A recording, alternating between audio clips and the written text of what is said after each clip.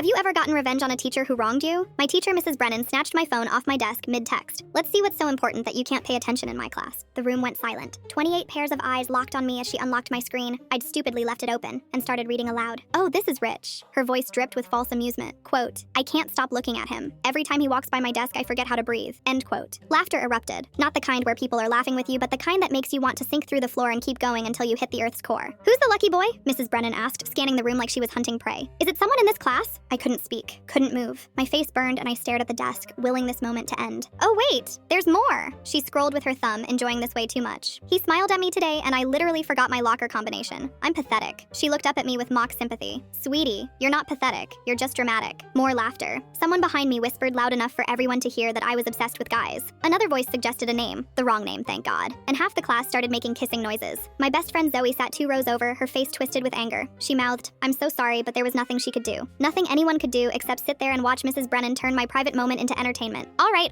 Mrs. Brennan finally tossed my phone back onto my desk. Maybe next time you'll pay attention instead of texting about boys during my lesson. She turned back to the board like nothing had happened. Like she hadn't just violated my privacy and humiliated me in front of the entire class. I grabbed my phone and shoved it into my bag, my hands moving on autopilot while my mind screamed. The whispers continued for the rest of class. Every time I heard someone giggle, I knew they were talking about me. When the bell finally rang, I grabbed my stuff and rushed for the door, but not before I caught a glimpse of my actual crush, Noah, who sat 3 seats behind me, looking at me with what might have been pity or might have been secondhand embarrassment. Either way, I wanted to disappear. Zoe caught up with me in the hallway. That was completely out of line. I know. No, I mean illegal probably. She can't just read your private messages out loud. Well, she did. My voice came out flat. And now everyone knows I'm some desperate loser who can't function around guys. You're not a loser. Zoe grabbed my arm, stopping me mid-stride. She's a miserable witch who gets off on humiliating students because her own life is trash. I wanted to believe her, but all I could think about was Noah's face and the laughter and the way Mrs. Brennan had smirked while reading my most embarrassing thoughts to the whole room. The rest of the day passed in a blur of sympathetic looks and not so sympathetic snickers. By the time I got home, I'd received texts from people I barely knew, all asking who my mystery crush was or offering their own theories. That night, Zoe called. Come over, bring your laptop. Why? Because we're going to find out exactly who Mrs. Brennan really is. Her voice had that edge it got when she was planning something. And then we're going to make sure everyone else knows too. Full story on my channel below.